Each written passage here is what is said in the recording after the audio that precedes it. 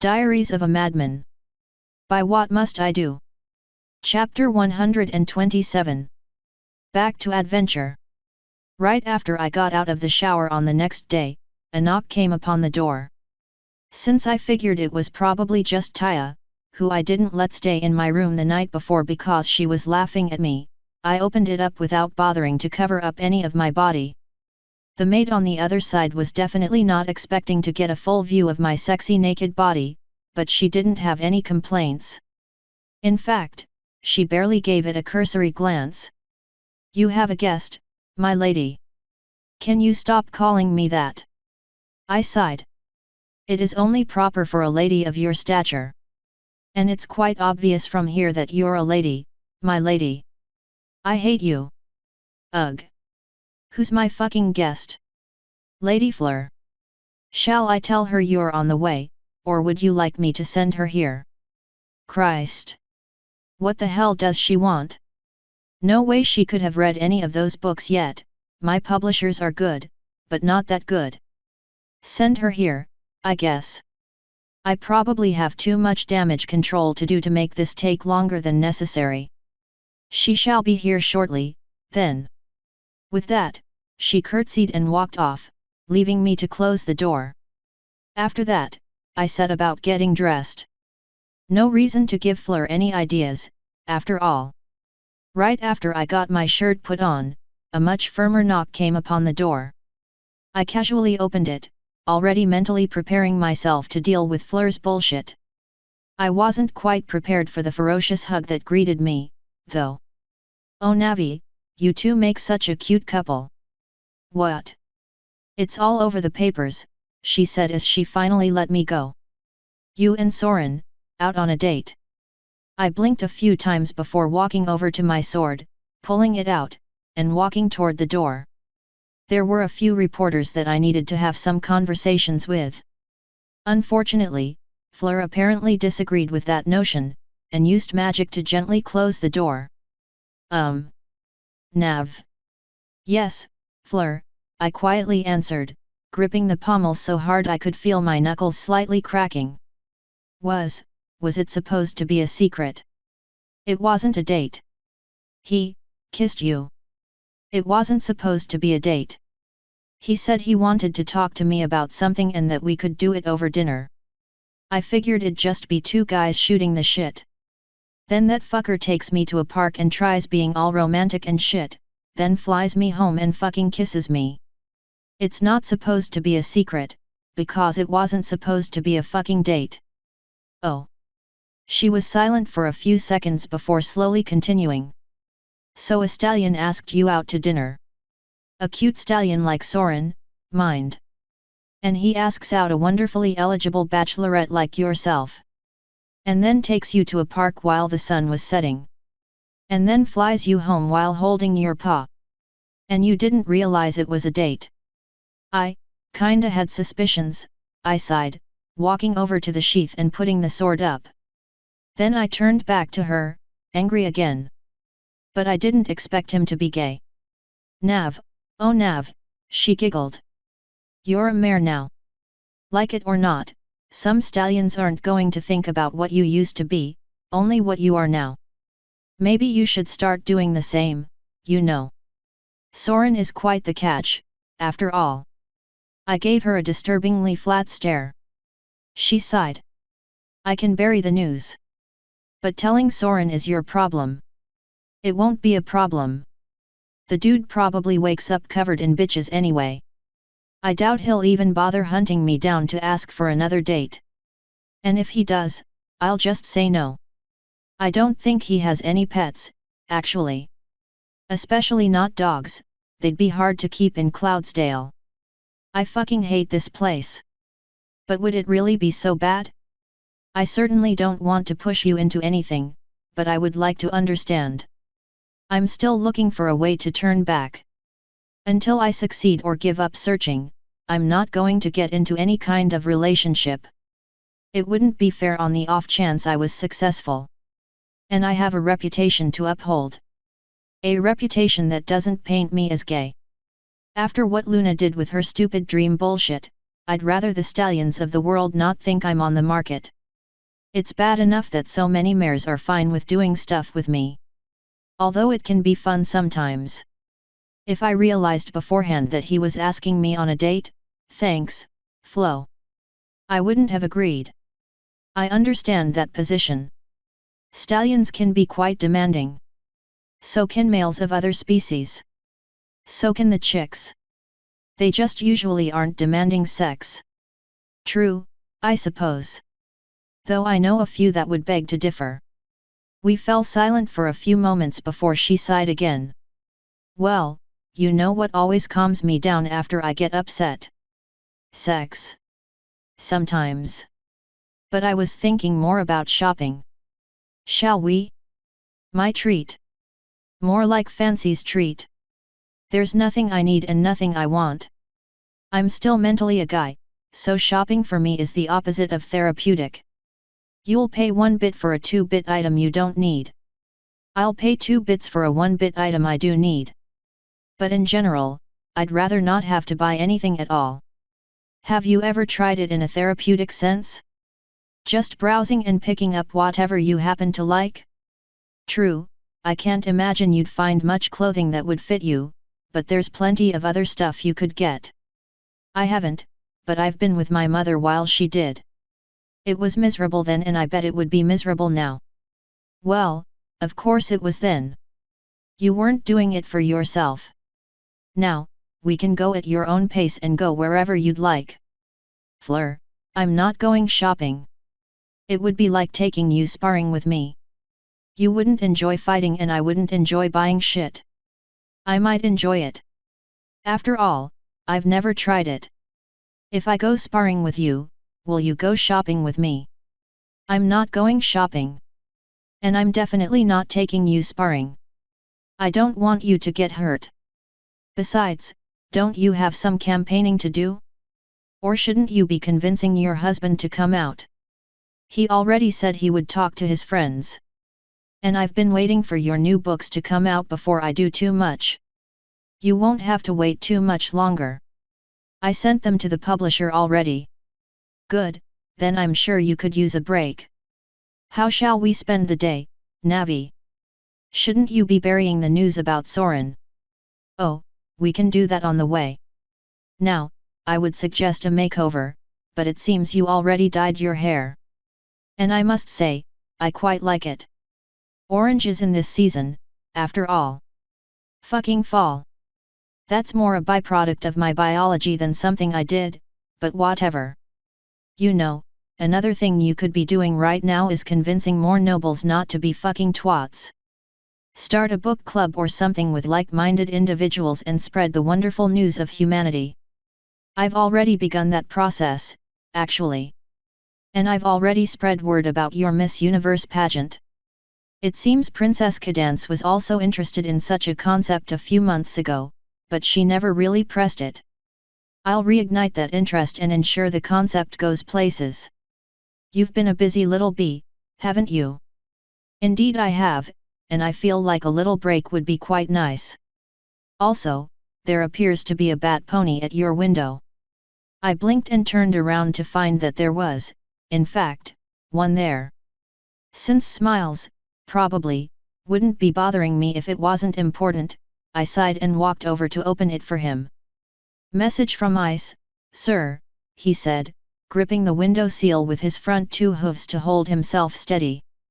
The others are free and they're all heading back to the city to talk, now. He's thinking they'll be here within 2 days. Good. Better than good. Spread the word, starting with Gord. If you can find Watcher, even better. I want everyone but the elements of harmony back in Canterlot at the very least and ready to go within that time frame. I'll deal with Spike tomorrow. Yes sir. It'll be good to be in the air again. He went silent for a second before reminding me why he's annoying. So how was your date? I slammed the window shut and turned back to Fleur. I need to make preparations to leave. There's a lot that needs to be done and not too much time in which to do it. If I survive, we might hang out when I come back. If not, I shrugged. These things happen. Leaving so soon?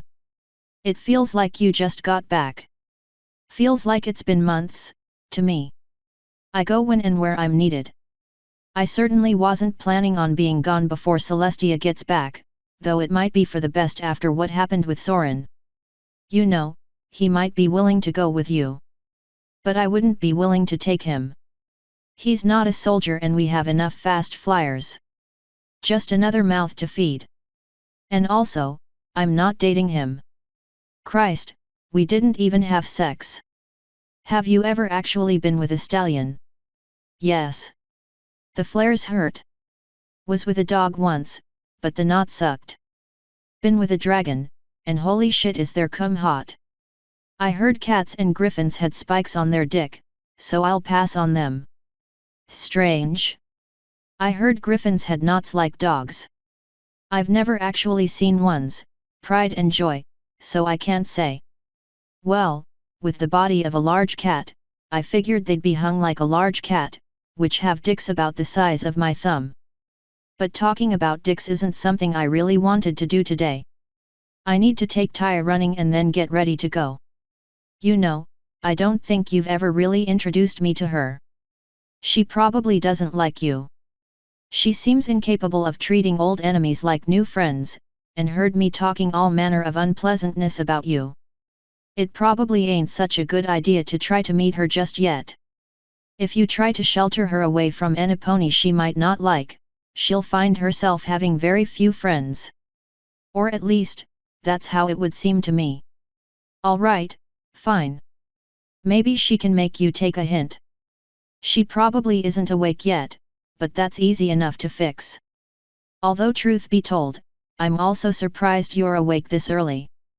Isn't it, like, barely past dawn? The early pony gets the crispest hay, she replied with a shrug.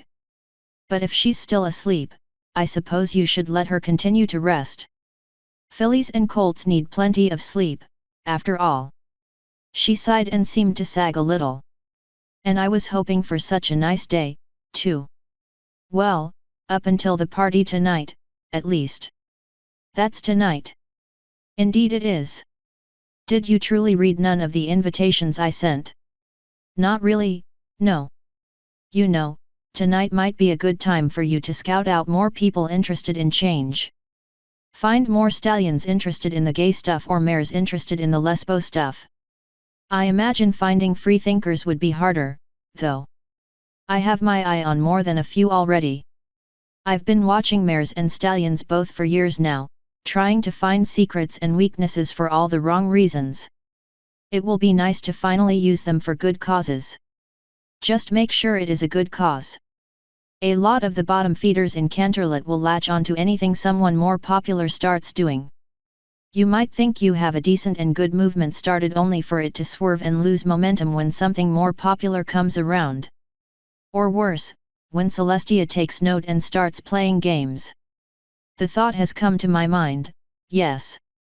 My plan was to establish a strong base of just a few upper elite that'll stay the course, then slowly branch out to make sure all those we have converted are coming to us for the right reasons. It might eventually snowball out, but hopefully by the time it does, all of the highest ranking members of the elite will be with us for the right reasons. And there was a time I thought you were just a slutty trophy wife. You've definitely thought this through. Gotta admit, I'm kinda impressed. She smiled. I'm glad to see you approve. If you would like to be there when I have the first book club, it'll be today, before the party. My plan was to see who might be interested in a revolution of the mind and have them scout the party with me. I would, but preparing a ship full of mercs takes a lot of work, especially with just 2 days to work with. If it's anything like organizing a large house for a party, I imagine it would be quite time-consuming. If there is any way I can assist, I would be all too happy to help. I was getting to the point where I wanted to just tell her to fuck off, but I finally thought of something. How do you feel about spiders? And cats? I quite like cute little kitties. But I'm not so much a fan of spiders. Why? I promised 2 of my crew members a tour of Canterlot, but I've been too busy to deliver on that. One's a cat and one's a giant spider. If you're really bored, you can show them around. I wouldn't be surprised if you had a lot in common with Katrina, too. That would certainly be interesting. How giant is giant? About the size of a normal filly, I guess. He's still pretty young. Well, I suppose that's certainly something I could help you with. Where are they? 2 rooms down. Just tell em I sent you. Oh, and don't worry about the spider's venom. It just makes you really, really sensitive. As in, anything that touches you feels magnified. Yet. The one time I was hit by it, I almost came just from the wind. I'll be happy to help you, Nav. Her horn lit up and she pulled me into her for yet another hug. Hopefully I'll see you again before you leave, but in case I don't, goodbye for now. And thank you for giving me a chance. I do what I can, I said, returning the hug. And I'll definitely miss you. Probably not, actually. When she finally let go, I said, and don't forget to talk to your reporter friends about Soren. I'd like that little thing swept under the rug quickly. I rather doubt it'll be forgotten that quickly, but it might be possible to have it stop being reported. Also, might I suggest not bringing a sword with you the next time you want to speak with the media? It might do your reputation with them some good. Fear is powerful. And hate is dangerous when your reputation is key. But I suppose I can train you on proper court rituals when you return. Should you start living here, knowing how to live here is useful, even if you very rarely choose to demonstrate the proper mannerisms. That certainly gives me something to look forward to, I sarcastically replied. It's definitely not all it's advertised to be, she sighed. But every life has its hardships, it seems, even if they're more like tests of tolerance than hard work. Now, I should get the tour started quickly if they want to see everything in time for my meetings. I shall hopefully see you again soon, Navarone. Same to you, Fleur. See you when I see you. And just like that, she was back out and I could relax. Never thought I'd be so happy to see smiles. You're lucky he came by when he did. I was just about to help you agree to spend some time with her. Why do you hate me, Flo? Because you're cute when you're suffering. But just think, in a few short days, I'll be able to make you suffer in person. I bet you're looking forward to it, too. I'm definitely looking forward to being free again. Making you suffer is just a fun side benefit. I'm making myself wet just thinking about all the hugs I'm going to give you. Slut. So what should I do now that I'm finally leaving soon and Celestia's not here? Paint something for midnight? Forgot about that. Might as well go ahead and get started before Taya wakes up. Set up the painting supplies. I'll take over when you're ready. After doing it a few times, setting up didn't take much time. Flo started her next masterpiece moments later. So what are you painting this time? You'll see. It's a surprise. If it's a portrait of her, she'll probably kick me. I'm aware. And yes, I know she also wouldn't find a picture of Dracula funny. If I knew how to sew, I'd give her the count and let him teach her numbers. Oh, maybe I should write the Twilight series for her. If you wrote those books, you'd probably give mere heavy towns like Ponyville a collective orgasm. Especially the ones that have things for predators. Also, Twilight might kill you for ruining her good name with such trash. I'll get started on them as soon as you finish the painting. She didn't waste any more time. Taya was happy to hear the news. I wasn't the only one tired of being in Canterlot, but at least I had a good reason for it. She was less happy about still having to run, though. I also wasn't too happy about having to eat, but I got over it. While I was back to painting, another bat horse came up to my window. Taya noticed him this time and let him in. Watcher wants to know your plans for the elements of harmony, sir, the soldier said. I'm planning on leaving them here for now. We can pick them up after we come back from the changeling hive. Chrysalis already said she doesn't want too many people knowing where the main hive is and she hates Twilight, so I'll just save us the trouble and leave them. I'm also gonna talk to Celestia about leaving them when we head to Africa, but I'm pretty sure she's gonna make them come with us no matter what. And the Naga? Gonna pick him up on the way to the hive. Probably do the same for Spike, too. They're both on the way. Have you sent a message to let Chrysalis know we were coming? Celestia made me send her a letter a few days ago. I told her then, though I didn't say why. I'd rather her not know. Good. He also said you can't take your boyfriend with us. When you get back to the ship, smack him upside the head.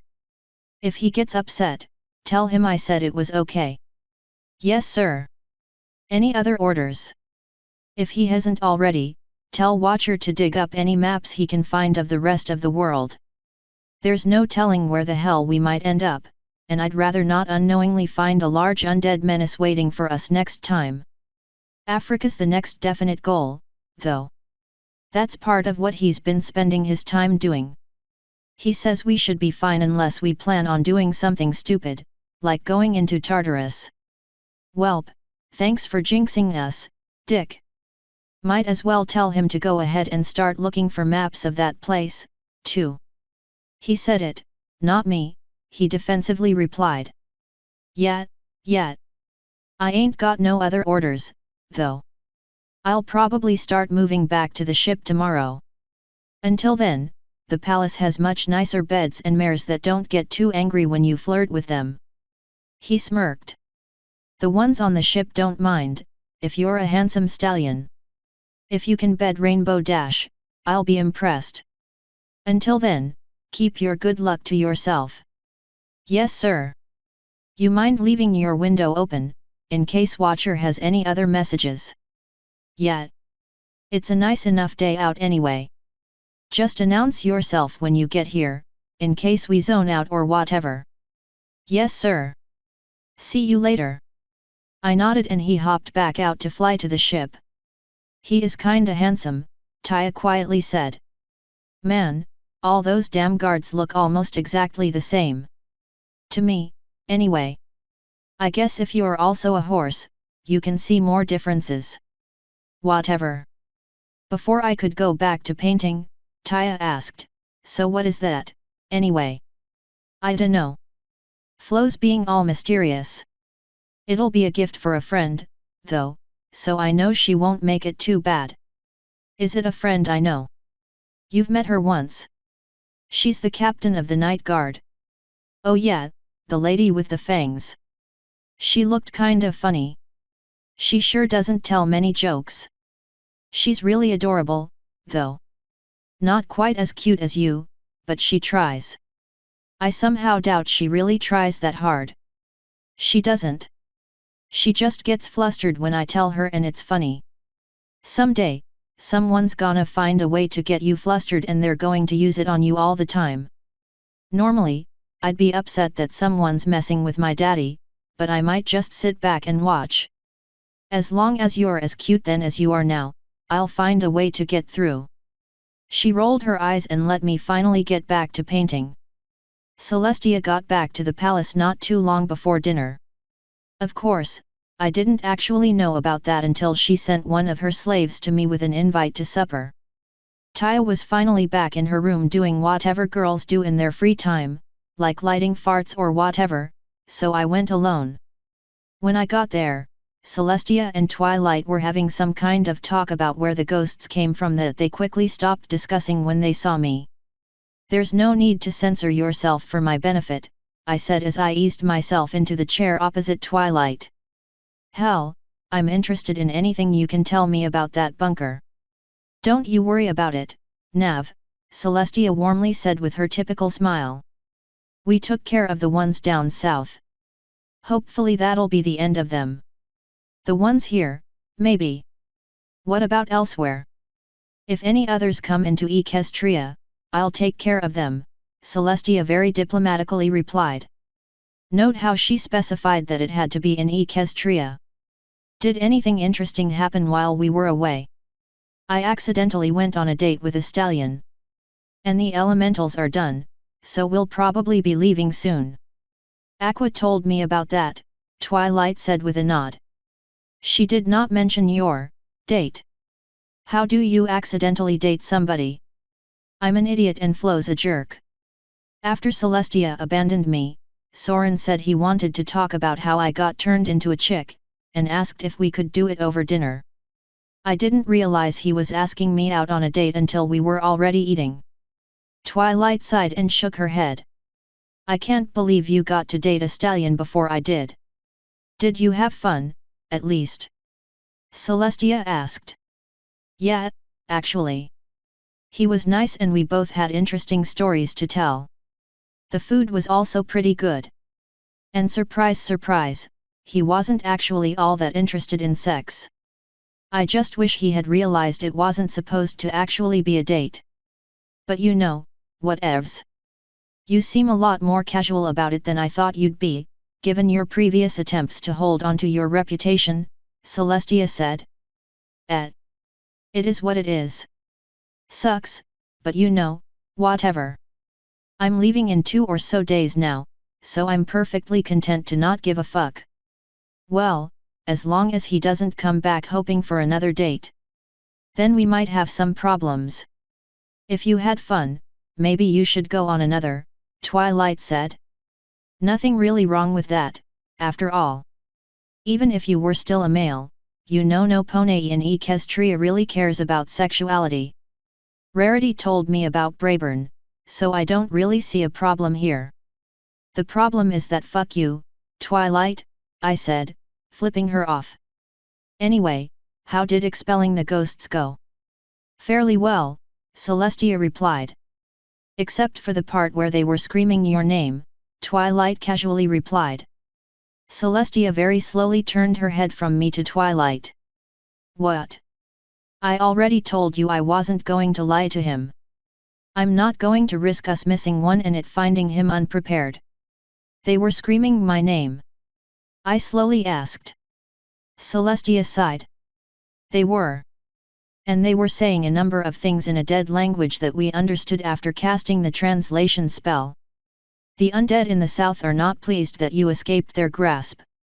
She fell silent up until I started to ask a question, then quietly continued, I would go so far as to say you would be better off dead than falling into their hooves again. Being dead might well put myself in their hands.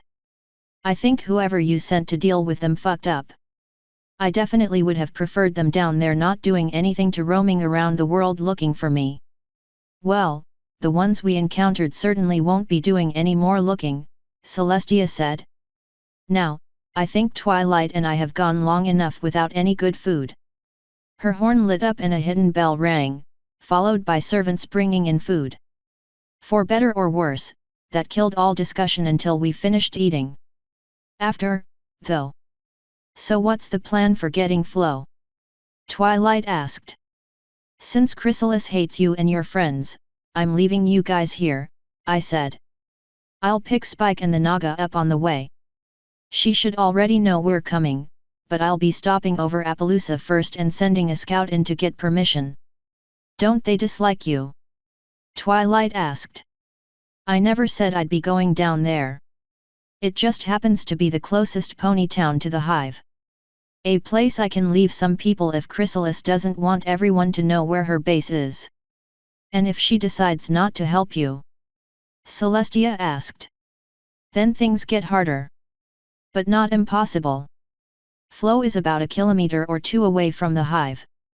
All we really have to do to get her is dig down.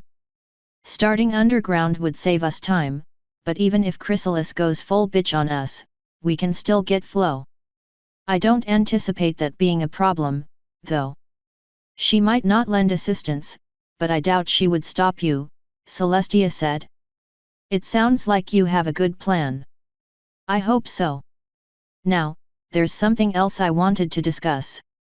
Twilight's friends. You don't want them on your ship, Celestia said with a nod. I don't, no. And I'm pretty sure Twilight can back me up on why. Twilight sighed. You are right, in some respects. A few of my friends are not good at taking orders and doing things conventionally, or the way you'd prefer. But we do need to be there, Nav. And I would like to think that I, at least, have proven my worth. I know Rarity, Applejack, and Rainbow Dash have as well.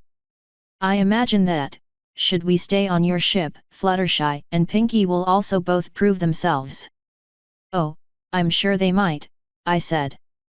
But until they do, they're a drain on resources and my nerves. Yeah, I know you're really useful.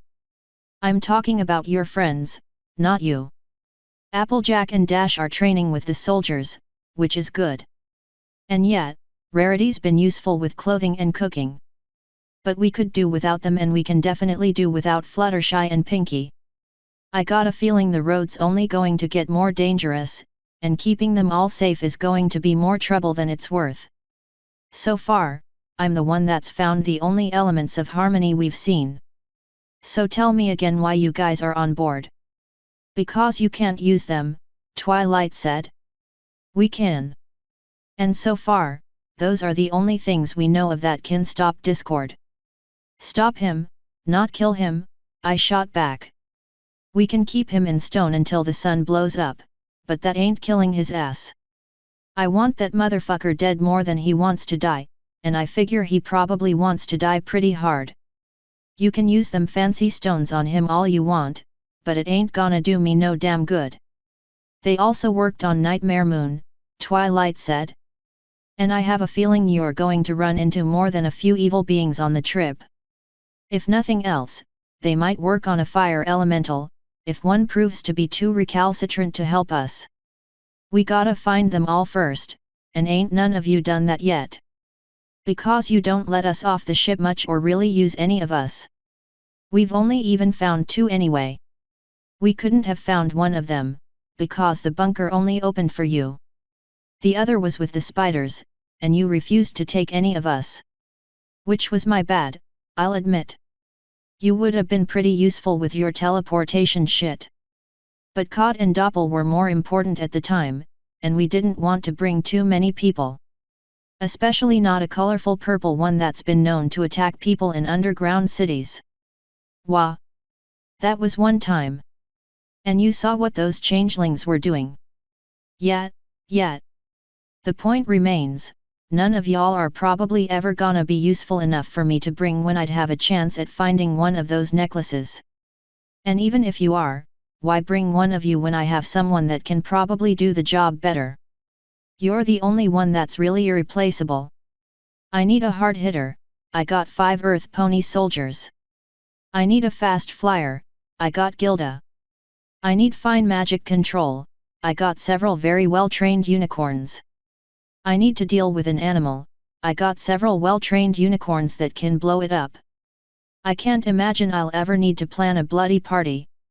And if you do, then congratulations, you found the one possible reason I might ever really need one of your friends. But I reckon I could figure something out. Flo has pretty much every piece of human knowledge in her head right now. Cod's very familiar with the court life. And if all else fails, Celestia's just a dragonfire message away. What about Aerie? Don't you think she would be upset to leave her host behind? Probably not. Airs are about getting new experiences. Being in Pinkie's head in Ponyville and on the boat at the same time gives her more to work with. And I got Ice and Smiles and Flo in me, so we don't really need you to talk with the others. But again, this ain't about you. You're perfectly welcome. It's the others I don't want on board. Celestia finally spoke up. That's a shame, because I'm afraid they're staying. I asked you to allow them there for more than one reason. The elements of harmony represent all of Equestria, Navarone. This isn't an equestrian mission. It's a pony ship with a pony crew doing a job that benefits all pony kind. It's not specifically an equestrian mission, but it's a job that very heavily overlaps with our interests. I'd be a fool not to send representatives of my own with you. And those 6 girls need experience of the world, Nav. I'd rather them get it with your crew than on their own. Why the hell do they need that? They live in Ponyville. That place is hella sheltered, constant disasters or not. Twilight and her friends have the most powerful weapons in the world. I will not always be able to tell them when they should or should not use them. They need to learn what true evil is and how to recognize it so they will know when their weapons should be unleashed. Some evils can be fought or saved without utilizing such dangerous tools, and they need to learn when and how to do so. So we're babysitters. I prefer the word teachers. Yes, I'm sure you would. It's pretty obvious Discord wants them on our boat as well, else he wouldn't have hidden the elements in the first place. Why give that bastard what he wants? Because what he wants happens to coincide with what I need, she answered. And what you need, like it or not. A few thousand years of experience tells me that you'll probably have a need for them before your trip is over.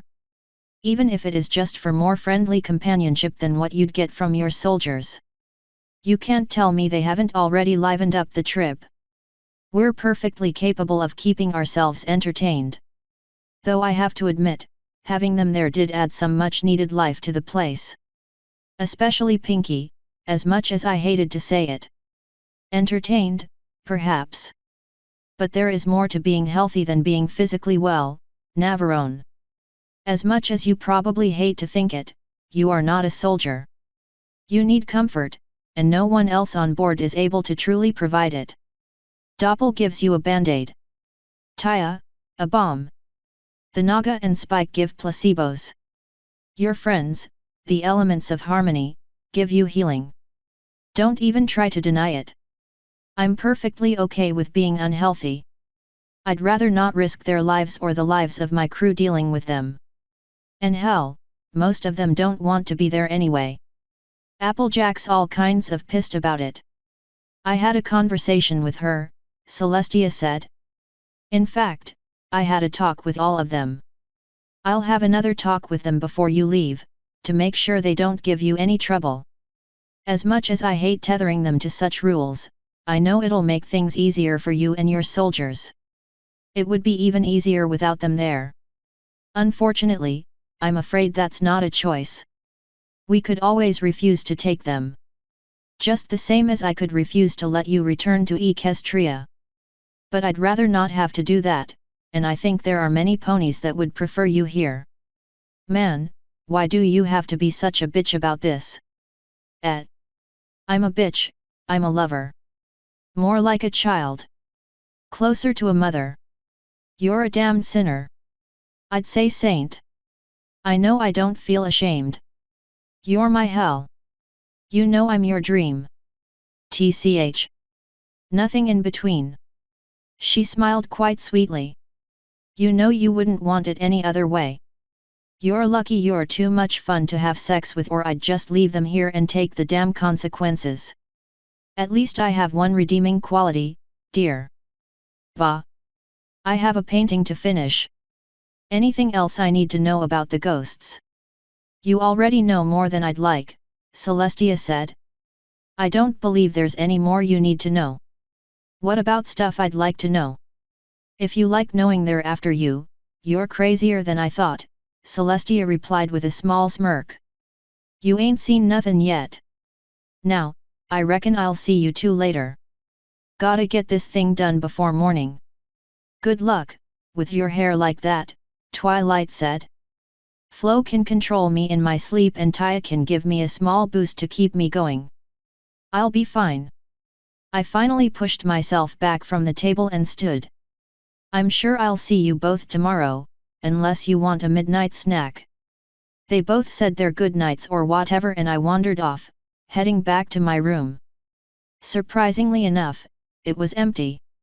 I figured there would be someone waiting to bother me about who knows what, but I got off easy. Thankfully, it let Flo work on the painting in peace. It was at the point where I could finally tell what it was a painting of, a large field of flowers under a night sky with a full moon shining brightly above it. If Blossom didn't like it, I figured it would at least fetch a pretty penny.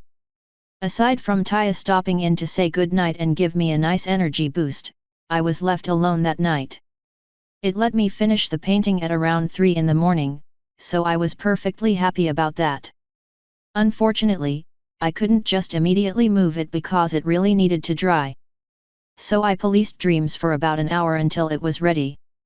Finally, I carefully wrapped the thing up in vinyl's curtains and started carrying it to the guard barracks in the palace. I didn't actually know where her office was, but I figured about half the guards would be willing to help me. More, if I was willing to show a little leg. Sure enough, one of the nice bat ponies was very willing to show me right to her office. Unfortunately, he refused to see any leg. But gays are perfectly accepted in Equestria, so I knew I couldn't get upset with him for it. Of course, Blossom wasn't in her office. From the stories I'd heard about her, I don't think she spent much time in there at all. She was more proactive, out looking for crooks and whatnot herself, or inspecting the troops. So I leaned the painting up against her surprisingly ornate desk and wrote her a quick note. Nothing too fancy, just explaining that I was leaving her a going-away gift and that she was hella cute and yada yada. You know, the basics. Of course, it's pretty hard for me to have nice things. As soon as I turned around, I jumped back in surprise, because she was standing at the door in her full armor. One of my guards said you were looking for me, she said, not moving. Did you need something? I was just dropping something off, I said. Now that it's here, I'll get out of your hair. I know you're busy, after all. Her predatory eyes flicked to the painting for a moment before looking back at me. And what did you bring me? A goodbye present. Now, if you'll excuse me, I started awkwardly walking to the door, but she stepped in and kicked the door shut behind her. It'll just take a second to unwrap it. And if you were trying to get in and out quickly and quietly, I'm sure it's something that I'll be upset about.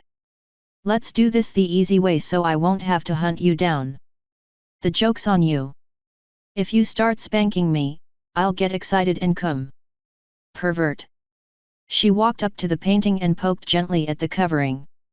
A painting? Let me guess, it's an erotic picture of me and Celestia.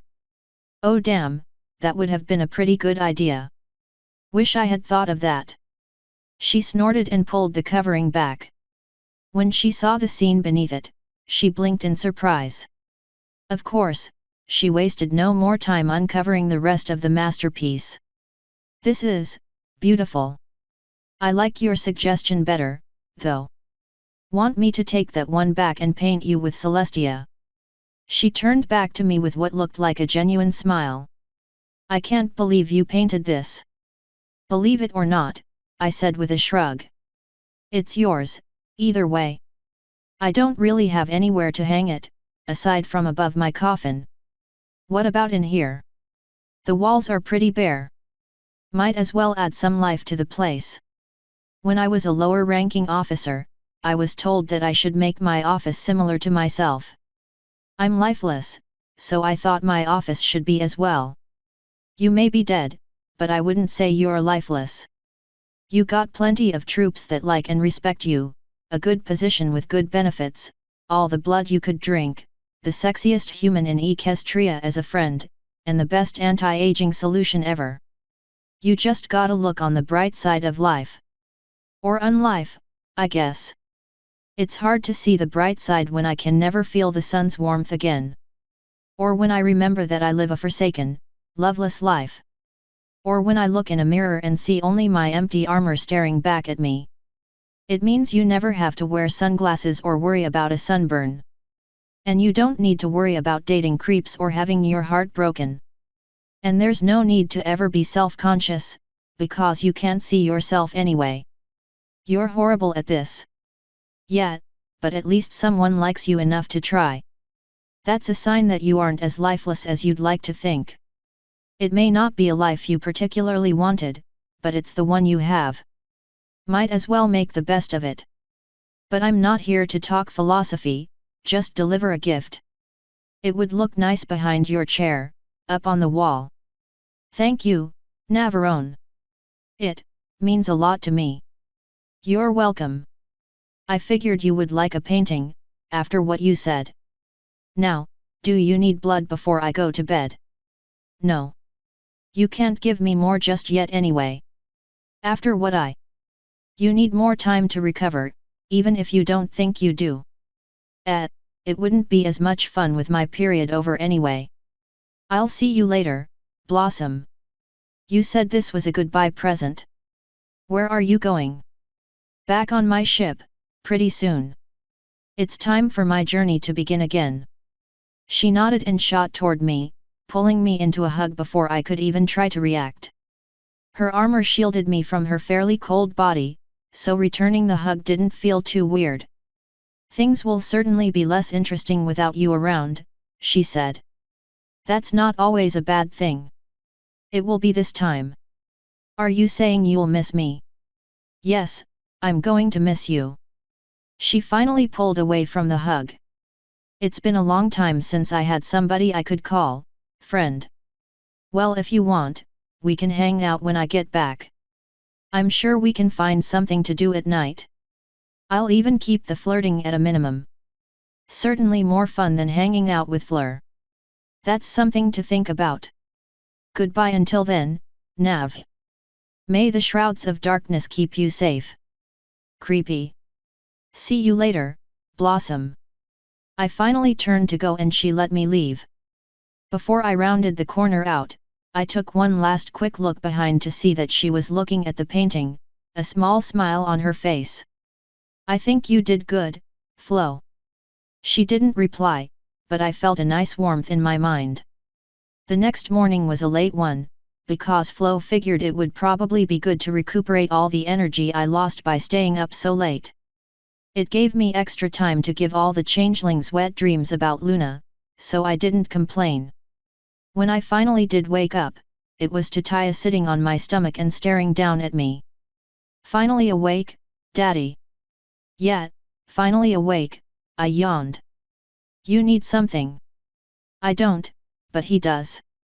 She looked to her left, where Watcher was sitting there, reading one of the manuscripts I hadn't sent off yet.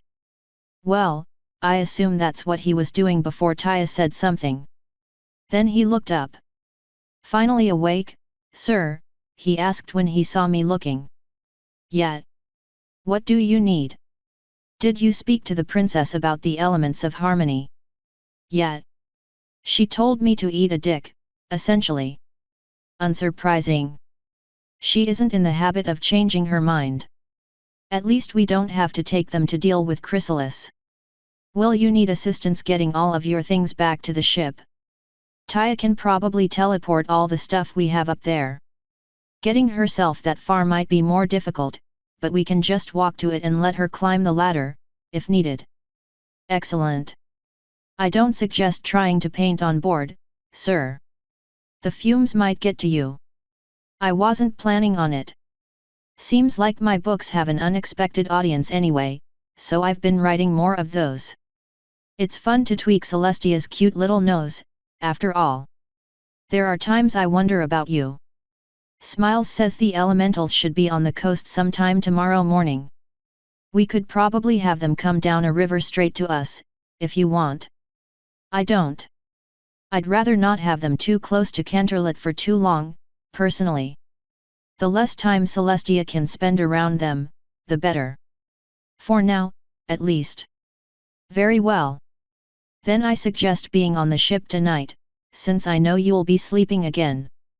Or if you'd really prefer, we can send a skeleton crew to pick them up and have them come back to get us. Honestly, I want to get out of here. I'm tired of being in Canterlot. I doubt we'll need many people in the hive, though. If anyone wants to stay here, they're welcome to do so, as long as we don't need them to dig or whatever. We'll be swinging back to pick up the girls anyway, so we can grab everyone else at the same time. I'll spread the word. I imagine a lot of my troops want to see a hive, though. We've been to many strange and magnificent locations, but never a changeling hive. This one definitely has a strange beauty to it, but Chrysalis might not want too many people knowing where it is. And if she does let you in, I don't want anyone near the food halls for any reason. They're horrifying. I'll make sure of that. And hopefully giant ants won't attack this time. That would certainly be inconvenient. Do you have any other orders? Nah. I'll hopefully be back on the ship before night falls. Well, unless Celestia decides to molest me, of course. Of course. I'll see you tonight, sir. He walked on out, leaving me and Taya to ourselves. So why are you still sitting on me? I asked. You're warm and kinda comfortable. As bony as I am, I doubt that. Anyway, hop up. Time for you to go running. I don't think I want to move, now. I quickly rolled over, dislodging her and sending her to the floor. Luckily for her, she rolled over mid-air and landed on her hooves. Let me just get dressed and we can go running. Daddy, why do you like torturing me? Because you're cute when you're suffering. I thought you said I was always cute. I did. You are. That means you're also cute while suffering. I pulled myself out from under the blankets and started throwing clothes on relatively quickly. Anywhere in particular you want to run? I asked. Into bed. Is that a choice? Nope. I would suggest the guard training area, but the day guards own it now and they're all dicks. We could hit up the maze or find a park in the city. Can't we just call today a lazy day? Nope. It's gonna be hard to run on the ship, so we'll have to get you going while we can. The maze would be hard with all its corners and shit, so let's hit a park. Daddy, why do you say so many bad words? Because I had poor home training. And also I'm a terrible person. Let's go. And so we went. The streets weren't all that crowded, thankfully, and I didn't see a single reporter. It seemed that having friends in high places was definitely worthwhile. Or maybe they either all got better at hiding or realized trying to interview me was a bad idea. Since I don't really get out all that much, I only knew where one park was, which happened to be the park where Soren dragged me. It was nice enough, large and open, with plenty of places to run, so I figured it didn't matter all that much. I know Taya didn't care, since she was too busy hating the world and everything in it. I quickly started feeling that same hate when a familiar blue stallion landed next to me while we were running. Hey Nav, Soren said, falling in step next to me. Hi, I somewhat coldly replied. Didn't figure I'd see you out here again. Gotta take my daughter running somewhere. Hey. Didn't know you had a foal. He looked back to see Taya laboring to keep up. Shouldn't she be in school? Yeah, probably. But we travel a lot, so I figured homeschool would be easier. Well, you're a pretty smart mare, so I guess that works out. I didn't reply. Say, you doing anything tonight? My feet unconsciously started moving slightly faster. They both matched my pace. Yeah. Leaving Canterlot. Oh. Heading back to Ponyville. Nope. Heading out to Appaloosa on my ship. Gotta visit the Changeling Hive. Ah. When are you coming back? Once again, I started moving a little faster. Taya grunted, but they both followed. For more than a few hours? Dunno. Our little vacation's over and we're heading back into the world. Hey. Well, are you doing anything up until you leave? He was starting to breathe a lot heavier and Taya was starting to lag behind. Gotta pack and get my stuff moved. Also have to say some goodbyes and make sure all my crew's settled.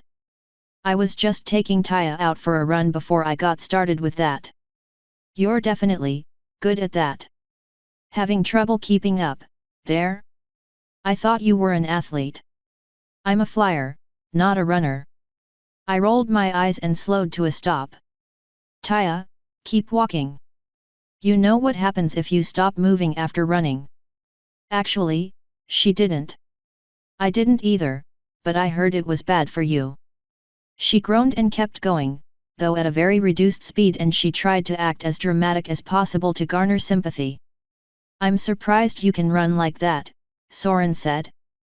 I'm surprised you can't, flyer or not. I figured Spitfire would have you guys in all kinds of good shape. You learn how to shirk really well once you've been doing this a few years. That's actually why I was out here in the first place. And here I was, thinking you were out hunting for me. Nope. But you can keep thinking that, if you want. I'm sure that's how the reporters will spin it, if there are any watching. They sure like their fucking tabloids, if what I've heard is any indication. Thankfully, I have friends in high places. I doubt they'll report about it again. And with no new material to work with, it shouldn't matter anyway. I'm used to having weird things said about me. Figured you were too, but not like that. It ain't the first time they've done their best to rub my name in the dirt. Pretty sure it ain't gonna be the last, either. Maybe next time I'll give them a good reason. As long as you're careful. Reporter or not, I don't want you to actually hurt any pony. I'm not in the habit of attacking those that don't deserve it. That said, reporters usually deserve it. Or at least, the ones that hound me. Unless they ask, at least. It's amazing the amount of people into BDSM I've run into. I don't even know what that is. Maybe if you ask real nice, I'll show you when I get back. Don't worry, it's a good kind of pain. I didn't know there was a good kind of pain. You'd be surprised.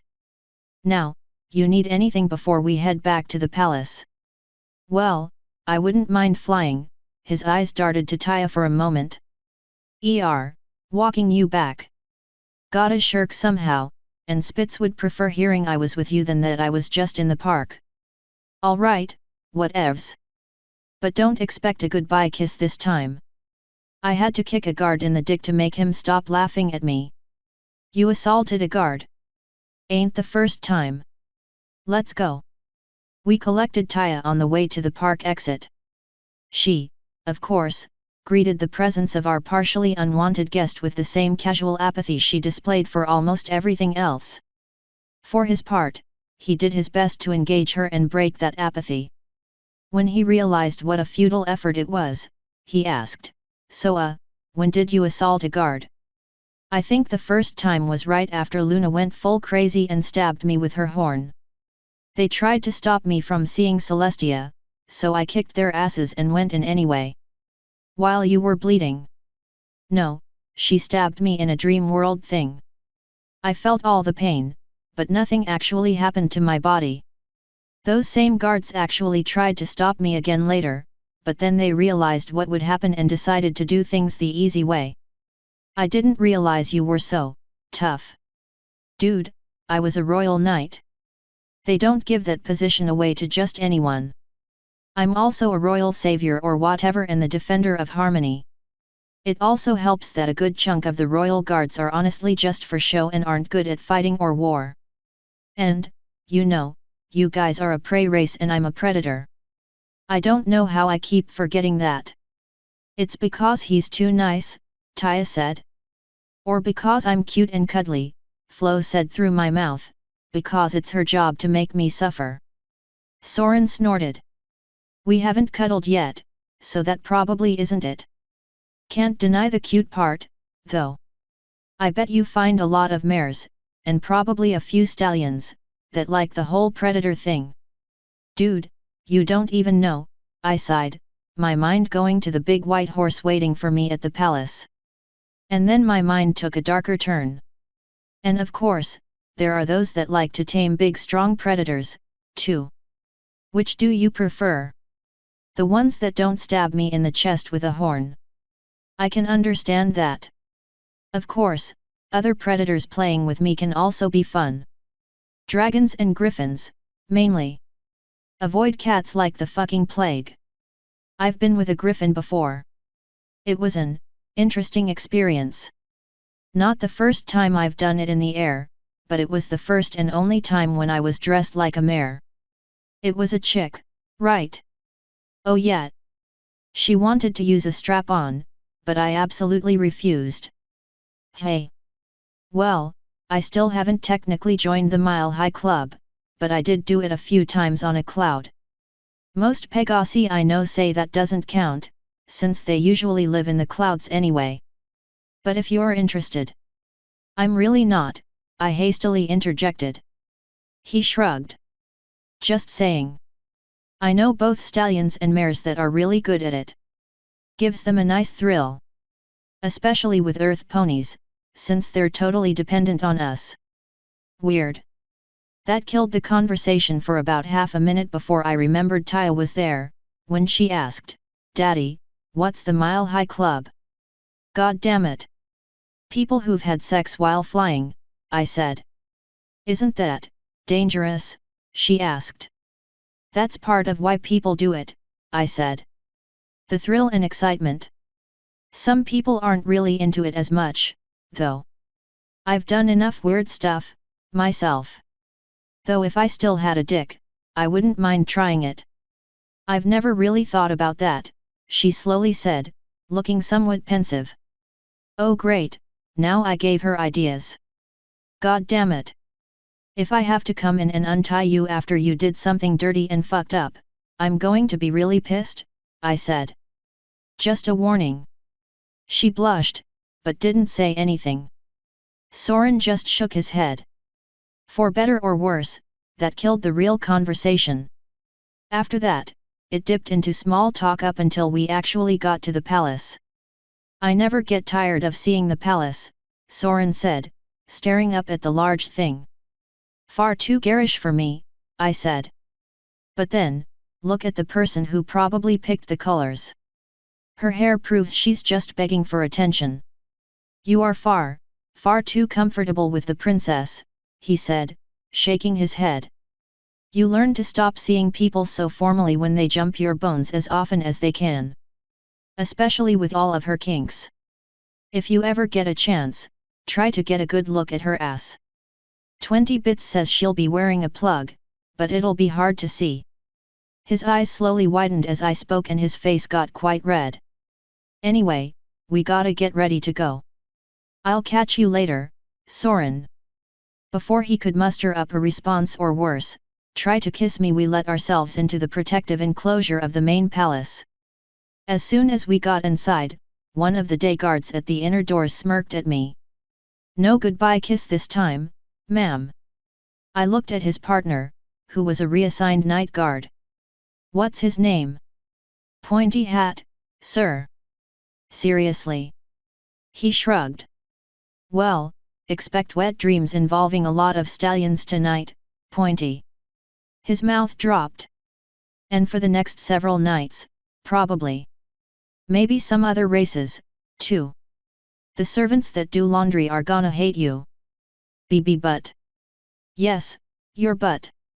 Being penetrated. A lot. And since I can control dreams, I'll make sure you enjoy it. He whimpered. Sweet dreams. Come on, Taya. We left the two of them behind, with the night guard snickering like crazy. Packing our stuff was fairly easy, because we didn't really have too much to pack. Getting it sent to the ship was even easier, because magic is occasionally awesome.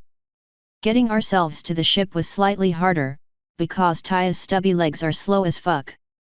Thankfully, we got out before Celestia could send me a summons for anything. When we finally got to the ship, it was actually starting to bustle again for the first time in days. The crew looked relatively happy and the soldiers looked even better. We were finally starting to move again, and everyone was pleased about it. God knows I was looking forward to getting shit started again, too. Gord found me before I could find him. Ship's looking good, sir. We're clear to fly as soon as we're all aboard. Excellent. Set sail for the coast as soon as possible. One way or another, I figure someone's gonna have to wait on someone else. If we're going to be on the ship anyway, we might as well be waiting on them. Yes sir. Watcher gave me the expected passenger list, so we'll head out as soon as they're all accounted for. Good. I'm headed below to get all my stuff stowed away. If you need anything, just let me know. I could use a back rub. If you need me for anything I'm willing to do, just let me know. Worth a try, he said with a shrug. Ask Spike when we pick him up. He has some practice with it. I'll think about it. That was that, so we went on down below. Thankfully, my room no longer stank of sex and shame, so I didn't feel too bad having Taya in there. It didn't stop her before, but I kinda felt bad about it. Of course, knowing me, it was only a matter of time. So what are we doing now? Taya asked. Waiting. Then we'll be heading to pick up a bunch of waters, then headed to Chrysalis's main hive again. So I'll finally get to meet Flo in person. Soon, yet. You'll probably learn pretty quickly that she's the best elemental anywhere, Flo broke in. Just totally awesome. You're gonna love her. Taya slowly lifted an eyebrow. That distance makes the heart grow fonder, I finished for myself. How will she feel when she's inside me? Judging by my dreams, you'll come almost wait, hell no. You aren't gonna be a host. At least, not to Flo. It's cute that you think that, Taya said with a bright smile. Flo, I'm telling you right now, if you take my daughter as a host, you aren't staying in me. I know, Nav, she said. And I have absolutely no plans to take your daughter as a host. Flo says she doesn't like you enough, I said with a shrug. She thinks I'm prettier. Taya stuck her tongue out at me, so Flo took the reins again. I've always only had one host, and I'm going to keep it that way. What your father and I have is special, and I wouldn't want to water down the experience by having another involved. And none of my sisters would take a young child as a host, because we passively slow down aging. You'll have to wait until you're older. But, if I have you in me, I can always know if he's safe. And where he is. And he can know the same for me. Be that as it is, I'm afraid I can't take you as a host. Maybe when you're older, I can speak to one of my sisters, if you truly want one of us within you. But until then, I'm afraid I can't help you. Taya looked down for a moment, before her horn lit up and she teleported out. Good job, Flo. There's no easy way to tell an adorable filly no, Nav. She'll get over it. Yeah, probably. Now, let's get situated. I started going over the stuff Taya teleported in. It was mostly all over the floor, so I started putting it all where it belonged, or at least in a location that fit it all better. Right when I finished, I felt a small jolt as the ship kicked into motion. When I looked out the window, sure enough, we were finally moving. A smile stitched itself across my face when I realized we were finally leaving Canterlot behind. Again. We're coming for you, Flo. I can't wait.